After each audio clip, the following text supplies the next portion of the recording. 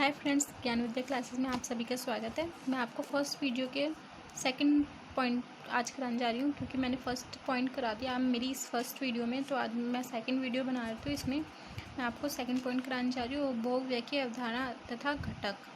ये हम second point पर आते हैं। इससे पहले आई होप समझ आया होगा।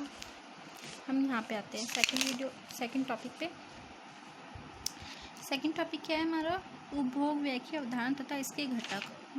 क्या है? Concept and components of consumption expenditure. ठीक है, यहाँ पे आते हैं हम क्या लिखा है? समष्टि अर्थशास्त्र में उपभोग व्यय से अभिप्राय अर्थव्यवस्था में समग्र उपभोग व्यय से, यानी समष्टि अर्थशास्त्र। व्यष्टि तो हमने अभी पढ़ाई है। व्यष्टि में हम सिंगल पर्सन के ऊपर डिपेंड होते हैं, सिंगल पर्सन की बात होती है। तो यहाँ पे व्यष्टि में हम सिंगल पर्सन के ऊपर डिपेंड होते हैं, उसमें सिंगल पर्सन में ही बात होती है। ठीक है, तो सिंगल पर्सन में ही व्यय का दिखाया जाता है। लेकिन समष्टि में ऐसा नहीं है। समष्टि में हम पूरे अर्थशास्त्र को लेकर चलते हैं, हम पूरे अपने देश को लेकर चलते हैं। तो यहाँ पे हमारे समष्टि में क्या लिखा है? समष्टि अर्थशास्त्र में उपभोग व्यय से अभिप्राय अर्थव्यवस्था में समग्र उपभोग व्यय से, यानी सभी का उपभोग व्यय से। उसमें जैसे कि इसमें क्या हो गया? एक अर्थव्यवस्था में उपभोक्ता कौन लोग होते हैं। एक अर्थव्यवस्था में समष्टि अर्थशास्त्र में एक अर्थव्यवस्था में उपभोक्ता कौन लोग होते हैं, इनका विस्तृत वर्गीकरण इस प्रकार है। जैसे परिवार हो गया, हाउस होल्ड, सरकार हो गई, तथा गैर लाभ निजी संस्थाएं जैसे गैर सरकारी संगठन, एनजीओ, मंदिर, मस्जिद, गुरुद्वारे, अन्य। ये सारे हमारे क्या हो गए? उपभोक्ता हो गए। ठीक है, ये समष्टि अर्थशास्त्र के उपभोक्ता है। हमने व्यष्टि में पढ़ा था। व्यष्टि में हमारे उपभोक्ता कौन होते हैं? एक पर्सन होता है, सिंगल एक पर्सन, पर्टिकुलर पर्सन होता है। इसमें हमारा ऐसा कुछ भी नहीं है। इसमें हमारा मंदिर, मस्जिद, गुरुद्वारे, सरकार, एनजीओ, हाउस होल्ड, ये सब होते हैं हमारे। ठीक है, यहाँ पढ़ते परिवार अपनी आवश्यकताओं को संतुष्ट करने के लिए उपभोक्ता वस्तुओं को खरीदते हैं। ठीक है, ये तो आपको समझ आ गया होगा। सरकार उपभोक्ता वस्तुओं की खरीद सुरक्षा बलों तथा सरकारी स्कूलों के दोपहर के भोजन का वितरण करने तथा ऐसे अन्य उद्देश्यों के लिए करती है। ठीक है, नेक्स्ट आते हैं। क्या लिखा है?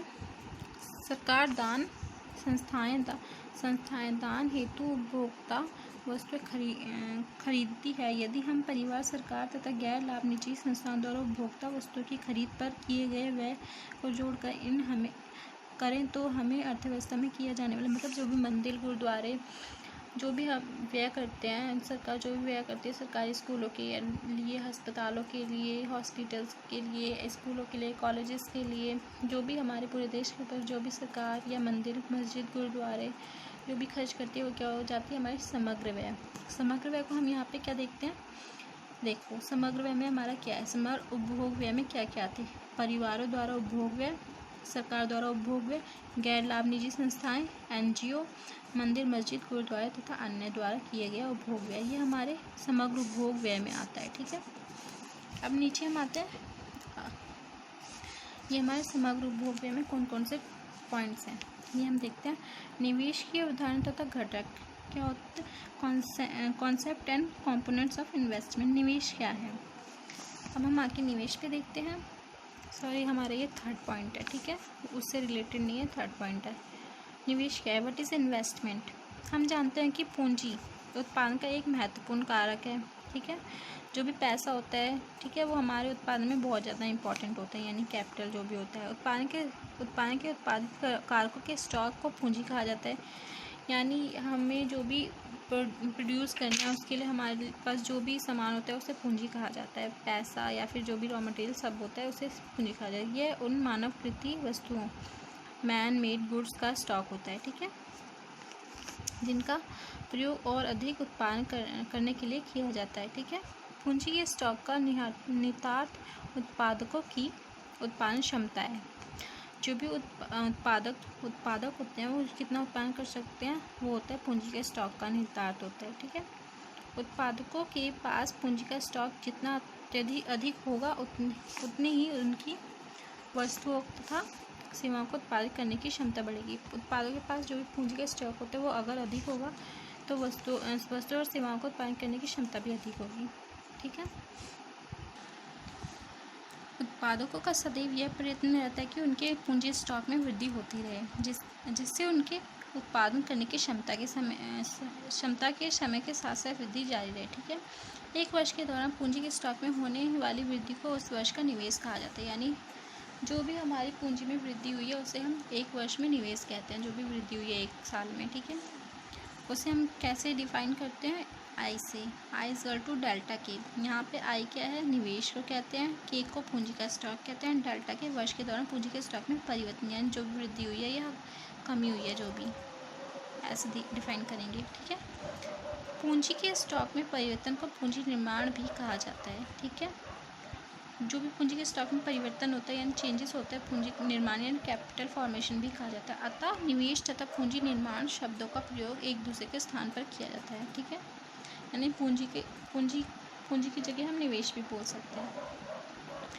अतः निवेश को पूंजी निर्माण की प्रक्रिया के रूप में भी परिभाषित किया जाता है, अथवा एक ऐसी प्रक्रिया के रूप में जिसमें पूंजी के स्टॉक में वृद्धि होती है, जिसे हम पूंजी का निवेश भी कह सकते हैं, पूंजी के स्टॉक भी कह सकते हैं। ठीक है, अब हम यहाँ देखते हैं इन्वेस्टमेंट कितने टाइप्स के होते हैं। यहाँ कितने हैं? स्थिर निवेश तथा माल सूची निवेश। यानी इन्वेस्टमेंट यहाँ पे दो टाइप से दिखा रखा है। निवेश के दो घटक है, स्थिर निवेश यानी फिक्स इन्वेस्टमेंट तथा माल सूची निवेश इन्वेंट्री इन्वेस्टमेंट। इसका विस्तृत विवरण इस प्रकार है। हम फिक्स इन्वेस्टमेंट यानी स्थिर निवेश को पहले पढ़ेंगे।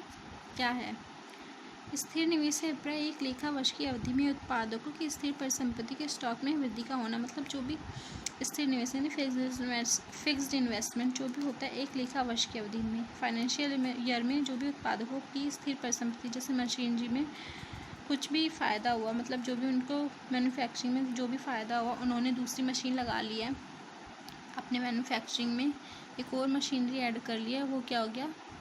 Fixed investment. ठीक है, उत्पादकों द्वारा स्थिर परिसंपत्ति अथवा पूंजीगत वस्तु जैसे प्लांट तथा मशीनरी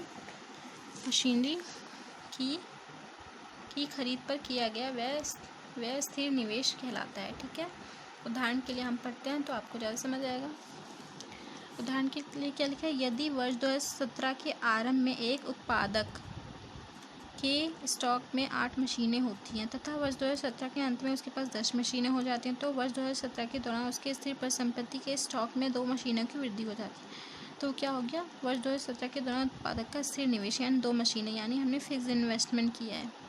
ठीक है, तो फिक्स इन्वेस्टमेंट आपको समझ आ गया कि कैसे निकालते हैं। यहाँ पे हम देखते हैं स्थिर निवेश कैसे निकालते हैं। लेखा वर्ष के अंत में उत्पादकों की स्थिर परिसंपत्तियों का स्टॉक, लेखा वर्ष के अंत में उत्पादकों की स्थिर परिसंपत्तियों का स्टॉक माइनस करेंगे लेखा वर्ष के आरंभ में उत्पादों की स्थिर परिसंपत्तियों का स्टॉक। हमारे पास जो भी निकल के आएगा वो क्या होगा? एक लेखा वर्ष के दौरान उत्पादों की स्थिर परिसंपत्ति के स्टॉक में वृद्धि। ठीक है, ये हमें पता चलेगा। फिर हम यहाँ पे नेक्स्ट टॉपिक पे आते हैं। नेक्स्ट टॉपिक कौन सा है हमारा? स्थिर निवेश का महत्व। स्थिर निवेश का महत्व क्या है? स्थिर निवेश से अभिप्राय उत्पादकों की स्थिर परिसंपत्ति, प्लांट तथा मशीनरी के स्टॉक में वृद्धि से, यानी जब भी हमने मैन्युफैक्चर किया उसी से जो भी हमें फ़ायदा होगा उससे हम न्यू प्लांट तथा मशीनरी लगाएंगे हम अपने बिजनेस में, वो क्या होगा? एक निवेश का महत्व होगा। ठीक है, स्थिर निवेश का महत्व होगा। इससे उत्पादों की उत्पादन क्षमता में वृद्धि होती है। ठीक है, इसमें उत्पादन क्षमता में मतलब पहले कम मशीनों से कम काम हो पाता था, अब ज़्यादा मशीन होगी तो ज़्यादा काम होगा, तो ये होगा एक महत्व हो गया। उत्पादकों की उत्पादन क्षमता में वृद्धि होने से स्थिर निवेश के कारण अर्थव्यवस्था में उत्पादन का उच्च से उच्च स्तर पर प्राप्त होगा। मतलब पहले लो लेवल पे काम होता था, कम मैन्युफैक्चरिंग होती थी, अब ज़्यादा मैन्युफैक्चरिंग होगी, ये भी सेम ही है। ठीक है, ये भी एक महत्व है। थर्ड पॉइंट है उत्पादन के उच्च स्तर स्थिर निवेश से संबंधित के कारण अधिक समृद्धि की दर अधिक होती थी, जो सामान्यतः जीडीपी समृद्धि के रूप में जाना जाता है। इसे जीडीपी में काउंट करेंगे अगर हाई लेवल पे ये मैन्युफैक्चरिंग होगा। ठीक है, अब हम यहाँ पे आते हैं माल सूची निवेश क्या होता है। सेकंड पॉइंट है ये माल सूची निवेश क्या होता है, यानी इन्वेंट्री इन्वेस्टमेंट। किसी एक समय पर at a point of a time उत्पादकों के पास जो स्टॉक होता है उसमें तैयार वस्तुएं, अर्ध तैयार वस्तुएं तथा कच्चा माल सम्मिलित होता है। तैयार वस्तु फाइनल गुड्स और जो भी अर्ध तैयार वस्तु इंटरमीडिएट गुड्स हो गया और रॉ मटेरियल, ये तीनों जो मिला के होता है उसे क्या बोलते हैं? स्टॉक हम कहते हैं। ठीक है, इसे माल सूची स्टॉक यानी इन्वेंट्री स्टॉक कहा जाता है। समय के साथ साथ इन स्टॉक में परिवर्तन होता रहता है। वर्ष के दौरान माल सूची स्टॉक में होने वाले परिवर्तन को उत्पादक का माल सूची निवेश कहते हैं। ठीक है, जो भी वक्त के साथ परिवर्तन होता है, यानी आता जाता है हमारा माल, निकलता रहता है। फाइनल गुड्स, मध्यवर्ती जो भी होता है, इंटरमीडिएट्स गुड जो भी होता है वो तैयार होता है, कच्चा माल इंटरमीडिएट गुड बन जाता है, तो क्या हो जाएगा, ये माल सूची निवेश कहलाएगा। उसमें हमने कितना इन्वेस्ट किया है। अब माल सूची यानी हमने रॉ मटेरियल कितना मंगाया है, फाइनल गुड्स को हमने कितना भेजा है, ये सब हो जाएगा माल सूची निवेश। कितना किया है हमने निवेश। इसमें माल सूची निवेश कैसे निकालते हैं, लेखा वर्ष के अंत में माल सूची स्टॉक माइनस लेखा वर्ष के आरंभ में माल सूची स्टॉक, क्या निकलेगा हमारे पास आंसर, एक लेखा वर्ष के दौरान माल सूची स्टॉक में परिवर्तन। ठीक है, ये हमारा माल सूची निवेश निकालने का तरीका है। ठीक है, माल सूची निवेश का महत्व, सिग्निफिकेशन ऑफ इन्वेंट्री इन्वेस्टमेंट। माल सूची निवेश का महत्व क्या होता है, यहाँ क्या लिखा है, माल सूची निवेश में मुख्य रूप से कच्चे माल, तैयार वस्तुओं के स्टॉक के रूप में किया गया निवेश शामिल होता है। ठीक है, कच्चे माल तथा तैयार वस्तुओं के स्टॉक के रूप में किया गया निवेश शामिल होता है।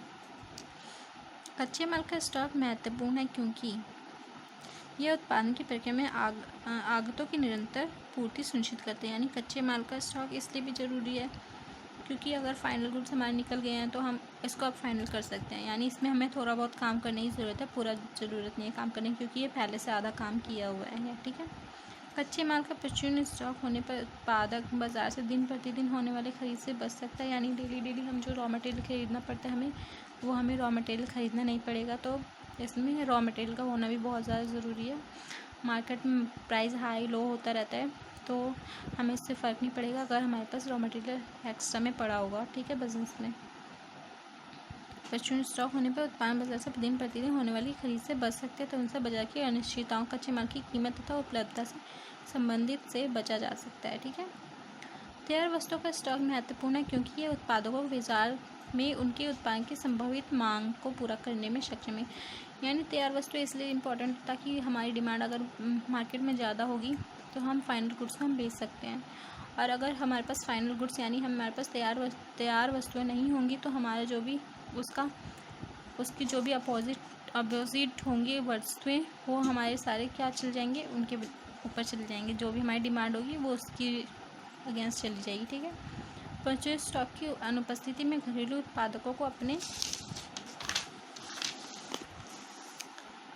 उत्पाद की संभावित मांग की हानि होती है जब मांग अंतर्राष्ट्रीय बाजार में विरोधी उत्पादकों की ओर चली जाती है। ठीक है, यानी किसी और के पास चली जाती है, हमारे वस्तुओं की डिमांड किसी और वस्तुओं पे चली जाती है। तब नेक्स्ट टॉपिक पे आते हैं, सकल निवेश, शुद्ध निवेश तथा मूल्यह्रास की अवधारणा। ठीक है, gross investment, net investment and the concept of depreciation.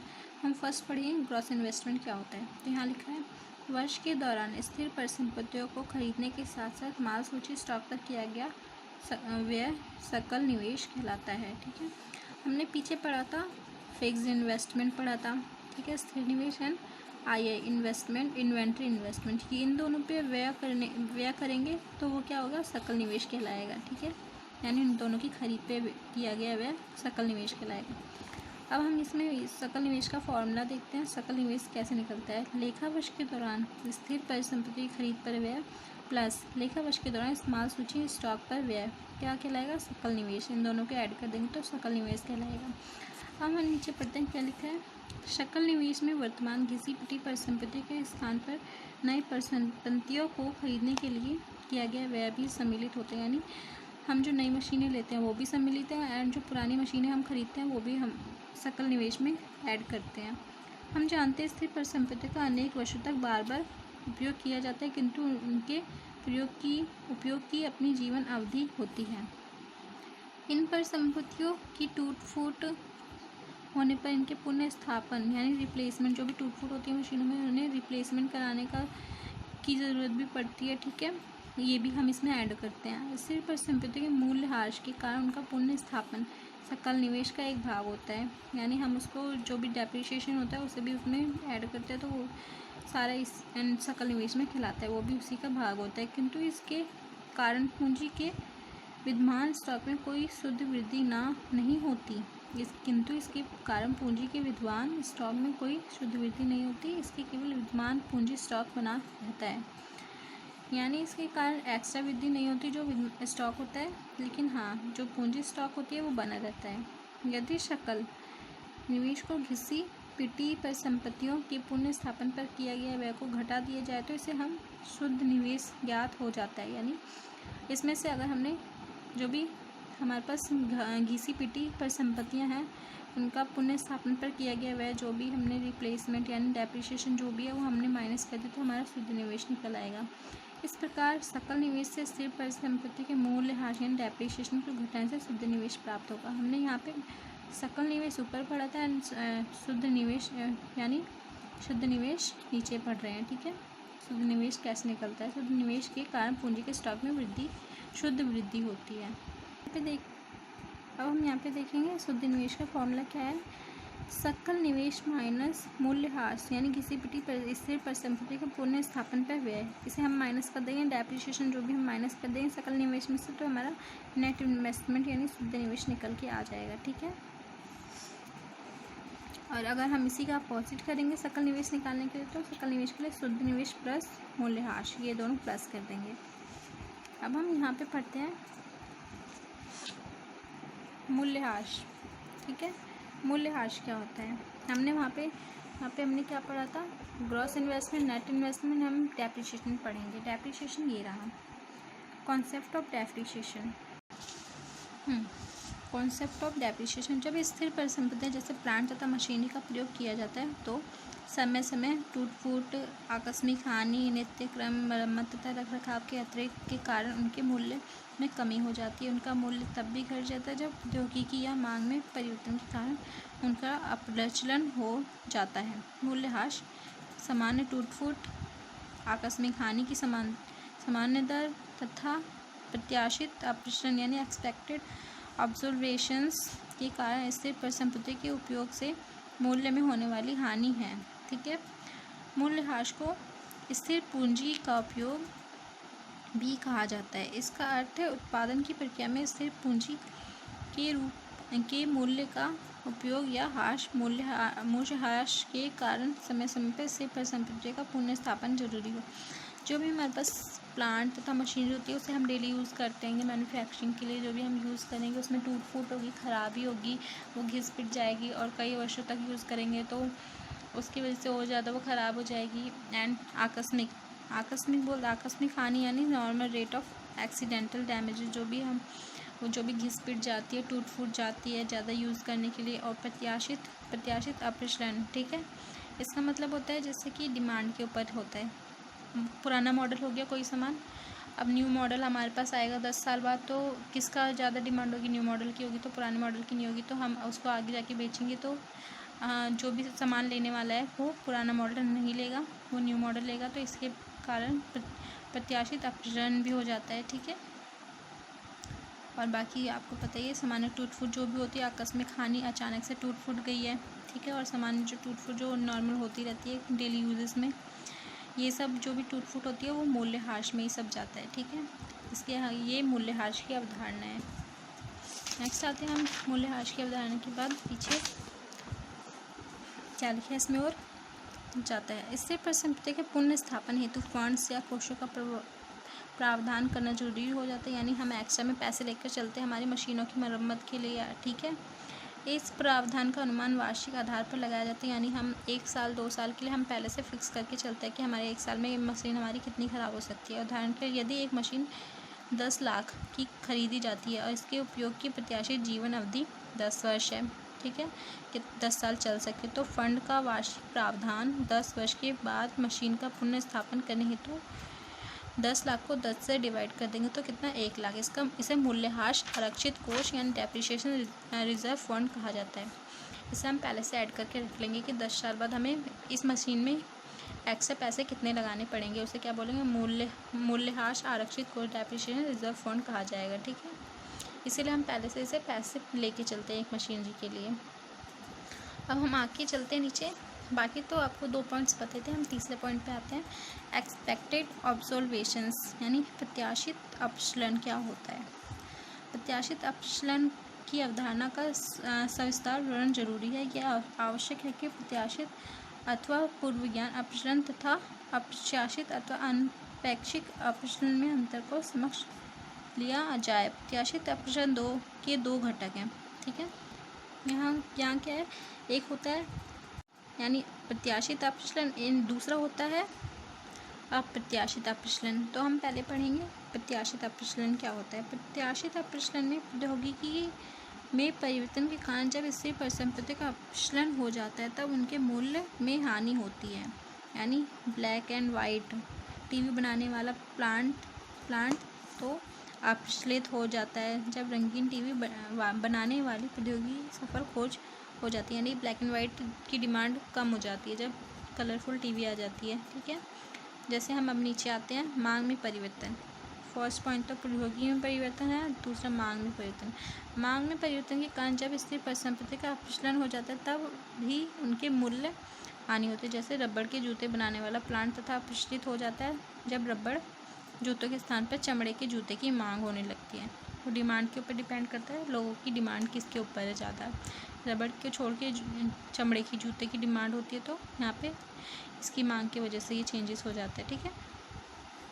Second आते हैं, बाजार में स्थितियों के ज्ञान तथा अनुभव के आधार पर उत्पादन प्रत्याशित अपचलन के संबंध में प्रावधान बनाते हैं।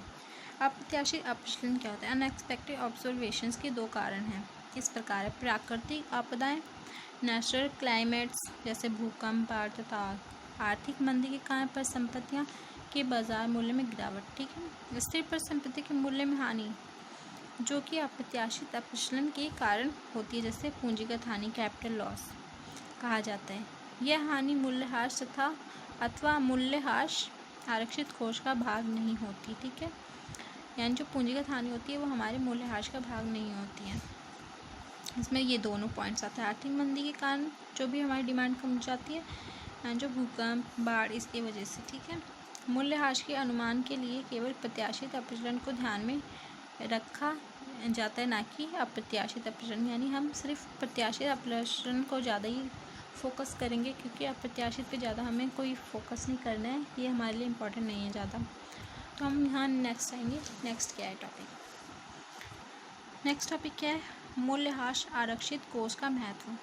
मूल्यह्रास यानी हमने अभी जो पढ़ा था, signification of depreciation reserve fund किस लिए हम करते हैं। यहाँ हम पढ़ते हैं मूल्यह्रास आरक्षित कोष का उद्देश्य घिसी पिटी परिसंपत्तियों का पुनर्स्थापन करना है। इसके द्वारा पुनर्स्थापन निवेश की अवधारणा पूरी होती है। मूल्यह्रास आरक्षित कोष के अभाव का निहितार्थ पुनर्स्थापन निवेश का अभाव है। तदनुसार अर्थव्यवस्था में समस्त निवेश, सकल निवेश के घटने की प्रवृत्ति उत्पन्न हो जाती है। इसके कारण उत्पादन के स्तर में कमी होती है, आय तथा रोजगार का स्तर भी घटता है। अर्थव्यवस्था आर्थिक मंदी के स्थिति पहुंच जाएगी। संभवतः यह निम्न स्तर संतुलन जाल, लो लेवल इक्विलिब्रियम ट्रैप में फंस जाएगी, जिसका स्पष्टीकरण नीचे दिया गया है। तो समझ आ गया होगा, मतलब कि अगर हम इसमें पुनः रिप्लेसमेंट नहीं कराएंगे, सही नहीं कराएंगे हम कोई मशीन, तो हमारे लिए काम सही से नहीं हो पाएगा, मैन्युफैक्चरिंग सही से नहीं हो पाएगी, लोग काम नहीं करेंगे उसमें, हमारा उसमें बिजनेस कम होता रहेगा, तो ये बहुत ज़्यादा हमारे लिए बेकार है, ठीक है। एक मैन्युफैक्चरिंग के लिए हम नीचे पढ़ते हैं, नीचे क्या लिखा है, मूल्यह्रास आरक्षित कोष के अभाव में निम्न कारण निम्न निवेश का दुष्चक्र उत्पन्न होता है। निम्न निवेश का दुष्चक्र उत्पन्न होता है, ठीक है। Lack of depreciation reserve funds leads of vicious circle of low investment. यहाँ पढ़ते हैं नीचे, निम्न निवेश मूल्यह्रास आरक्षित कोष के अभाव के कारण निम्न निवेश हो जाता है, ठीक है। फिर नीचे आते हैं उत्पादन का निम्न स्तर। मतलब कि हमारे जब हमारा मैन्युफैक्चरिंग ढंग से नहीं होगी तो हम उसमें पैसा नहीं लगा पाएंगे, कोई प्रॉफिट नहीं होगा, तो निम्न निवेश यानी कम हम इन्वेस्टमेंट कर पाएंगे, ठीक है। उत्पादन का निम्न स्तर, हम उत्पादन मैन्युफैक्चरिंग नहीं कर पाएंगे जब हमारी मशीनें ख़राब होंगी। तो सेकंड आय तथा रोज़गार का निम्न स्तर, हम बिज़नेस लोगों को नहीं दे पाएंगे, बेरोज़गार लोग हो जाएंगे, उनको पैसा नहीं दे पाएंगे, इनकम नहीं दे पाएंगे, सैलरी नहीं दे पाएंगे, ठीक है। हमें इनकम नहीं होगी, एक मैन्युफैक्चरर को इनकम नहीं होगी। समग्र मांग का निम्न स्तर, जो भी डिमांड है वो डिमांड कम हो जाएगी, जो भी लोग डिमांड करते हैं, अगर मैन्युफैक्चर ही नहीं होगा सामान तो उसकी डिमांड भी कम हो जाएगी मार्केट में। निम्न निवेश प्रेरणा, इंड्यूसमेंट टू इन्वेस्ट, ठीक है। निम्न निवेश प्रेरणा, ये हम निवेश करेंगे उसके लिए प्रेरित होंगे। निम्न निवेश एक बार पुण्य, लॉ इन्वेस्टमेंट ऑन्स अगेन, मतलब कि हम फिर से वही जीरो लेवल से फिर वही इन्वेस्टमेंट हम स्टार्ट कर देंगे। अगर हम यहाँ पे क्या नहीं करेंगे, डेप्रिसिएशन रिजर्व फंड नहीं करेंगे, तो हम वही जीरो लेवल से फिर हमारा बिज़नेस स्टार्ट हो जाएगा। इसीलिए हम वो पहले से बिज़नेस में लेके चलते हैं, हमारी जो भी मशीन होती है उसके लिए, ठीक है। उसके लिए हम पहले से रिज़र्व फंड बना के रखते हैं। तो ये हमारे 2 टॉपिक थे जो मैंने आज कराए हैं। अगर आपको पसंद आया तो आप लाइक एंड शेयर ज़रूर करना। मैं आपको नेक्स्ट वीडियो में 4th टॉपिक लेके आऊँगी जो कि बहुत ही ईजी है, वो भी आपको आई होप समझ में आ जाए। अगर आपको अगर पसंद आया होगा तो आप लाइक शेयर करना एंड सब्सक्राइब भी करना, ताकि मैं आपको इसी प्रकार की नई नई वीडियोज़ दिखा सकूँ, समझा सकूँ, ताकि आपको अच्छे से समझ आ सके। Okay, thank you for watching.